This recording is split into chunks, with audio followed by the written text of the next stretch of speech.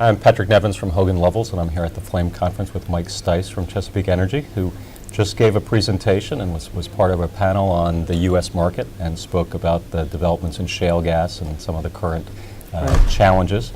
And I think he pointed out right at the start that we now have got a prompt month price of $1.95, and that would be a challenge, I guess. That is definitely a challenge, Patrick, for sure. Yeah.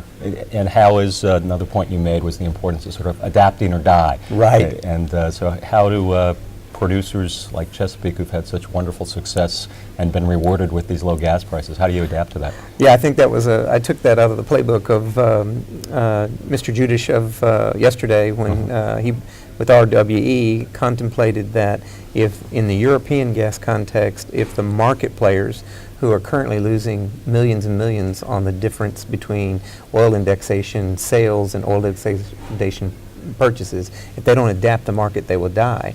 Well, very much similar in North America, we have been rewarded with our abundant supply with low gas prices, and so we too have to adapt or die. And so I thought that was probably the right message for the conference in general. Right. So what are we doing? Probably three major programs that are in place. The first is one which almost everybody in the industry is doing. We're moving away from dry gas plays and pursuing more of the NGL-rich liquid plays and the oil plays. The reason why this is important is that you can actually get access to oil-priced products, and so you won't be a victim of the $2 gas price. And we're doing that in a number of opportunities. The second thing that we're doing is that we're really pursuing this LNG, CNG vehicle demand story. And that's, in our view, a very promising opportunity. We've partnered with Clean Energy to put LNG and CNG stations across the map in the United States in hopes that we can encourage truck drivers and fleet vehicles to convert to LNG and CNG and give us access to a very new demand source. And then third, of course, we're supporting the opportunity to export LNG into the global marketplace, which will act like a pressure valve, as it was commented on today, an outlet for surplus natural gas. And obviously, another winter will help as well, because we didn't have one. We didn't have any cold last winter. Summer probably wouldn't be bad. One summer would be good as well. So we are looking for a little bit of help from Mother Nature. We can't have another one of those warm winters, or no winter, as some have called it. And now the natural gas use for vehicles and the LNG are a little longer term projects.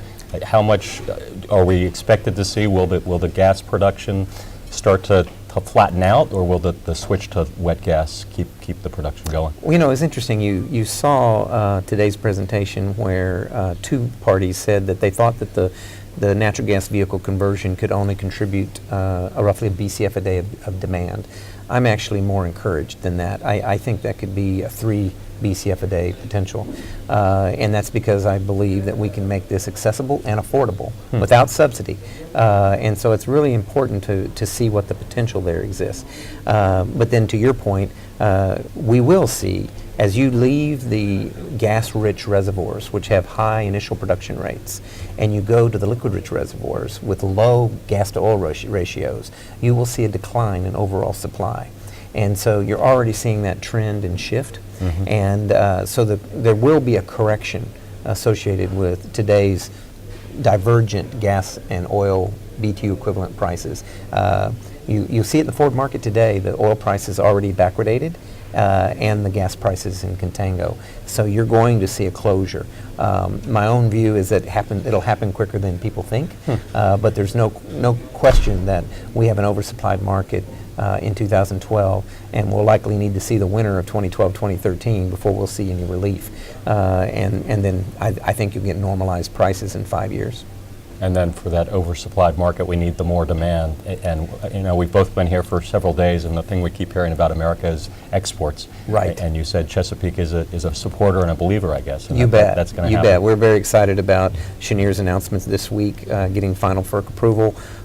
We've been cheering on Sharif and his team, and have offered positive comment, and all along the way from his DOE filing through.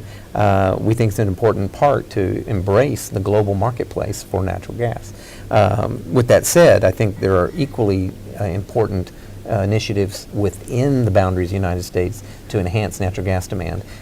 Any energy intensive resource or manufacturing business would be doing well to come and build their facilities in North America, now that this abundant supply has been proven to be available and can be done at affordable prices.